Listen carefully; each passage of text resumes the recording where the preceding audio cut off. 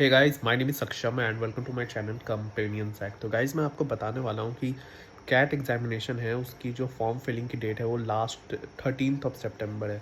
तो मैं आपको प्री में एडवाइस दे दूँ कि आज आप हो सके तो आज और कल के बीच में फॉर्म फिल कर दो, क्योंकि कभी कभी क्या होता है ना कि जैसे मैंने अपना फॉर्म फिल किया था 1 सितंबर को।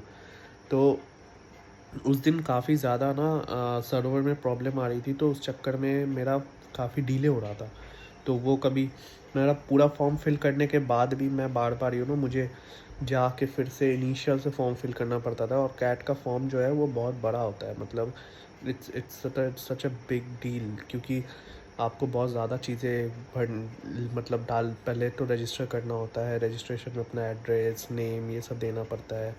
फिर उसके बाद एक और प्रोसेस होता है जिसमें कि आपको अपना 12th ग्रेजुएशन मार्कशीट, फिर और होता है जिसमें कि आपको अपनी कंपनी या फिर आपके पेरेंट्स या फिर आपको कॉलेज सेलेक्ट करना होता है। तो काफ़ी प्रोसेस होता है जिसमें आपको कि बहुत टाइम लग सकता है, कभी कभी 2-3 घंटे भी लग जाते हैं, क्योंकि खासकर जब आपको एक इंडिविजुअल कॉलेज से और जो कोर्स करना है उसको आपको सिलेक्ट करना हो। तो इसलिए आपको मैं प्री में एडवाइस दे दूँ कि आप हो सके तो आजकल में फ़ॉर्म फिल कर दो, क्योंकि एक बार जब सर्वर कनेक्ट नहीं हो फिर दिक्कत में पड़ जाओगे, क्योंकि फिर क्वैट का फॉर्म रिलीज़ नहीं होगा। तो आप फिल कर दो। और इसका पेमेंट अराउंड 2500 था, तो कभी कभी पेमेंट भी अटक जाता है, तो आजकल में फिल कर दो। एंड मैं एक और चीज़ बता दूँ आपको कैट के रिगार्डिंग कि सपोज़ कि अगर आपने कैट का फॉर्म अभी तक फिल नहीं किया है तो ये तो फिल कर ही दो। और बाद बाकी जितने भी कोर्सेज, एनमैट, स्नैप, जैट, इनके लिए अभी बहुत टाइम है। स्नैप एनमैट के लिए तो आपको नेक्स्ट मंथ करना ही पड़ेगा, अक्टूबर तक है लास्ट डेट्स। और जहाँ तक स्नैप और जैट का है वो उसके बाद भी है, एक्सटेंडेड है। बट कैट का form is very important and compulsory, तो इसको फिल कर दो अभी के अभी। और फिल करने से पहले ना अपने साथ college, graduation, 10th and 12th इसके मार्क्स को लेके रखना। अगर आपका 10th का मार्क्स CGPA में है या कॉलेज का CGPA में है तो उसको परसेंटेज में कन्वर्ट कर देना। परसेंटेज में कन्वर्ट करने के लिए कुछ नहीं करना है, आपको 9.5 से मल्टीप्लाई कर देना है, ठीक है। जो भी आपका CGPA है उसको 9.5 से मल्टीप्लाई कर देना। और अगर सपोज़ आपका टोटल स्कोर बन रहा है, वो पहले बोलेंगे टोटल स्कोर बताओ, आपका मैक्सिमम पॉसिबल स्कोर वो होगा अराउंड, अगर 5 सब्जेक्ट है तो 500 होगा, 6 है तो 600 होगा।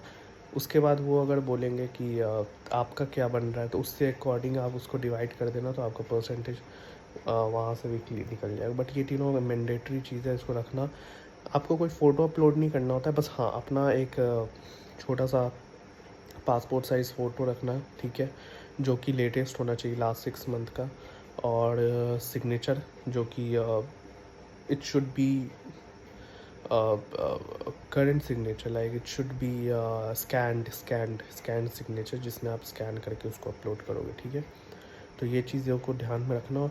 तो कोशिश करना कि रजिस्ट्रेशन के टाइम ही ये दोनों चीज़ को काम आता है, सिग्नेचर और फ़ोटो का।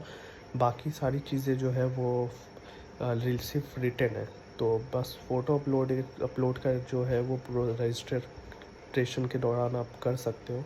बाकी जितनी भी चीज़ें that they are all register like handwritten, so you can also do via phone itself. क्योंकि कभी कभी क्या होता है ना कि पेमेंट के टाइम आप लैपटॉप, सपोज़ आपको पेटीएम करना होता है, तो आप लैपटॉप का यूज़ करने में आपको थोड़ा सा ना प्रॉब्लम होगा। तो इसलिए जब आप बाकी प्रोसेस कर रहे हो तो आप उसको हैंड रिटन भी कर सकते हो। मैंने किया था फ़ोन पे and it was quite fine mind, मतलब क्योंकि मेरा फ़ोन में भी एक्सपीरियंस टच अच्छा है, तो मैंने फ़ोन से कर लिया था और आपको मुझे ज़्यादा प्रॉब्लम भी नहीं हुई थी। तो you can do it as well.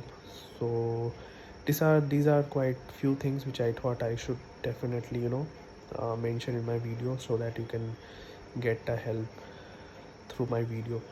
Also, thanks for watching this video, and if you like my video, do like, subscribe and share, please. Thank you.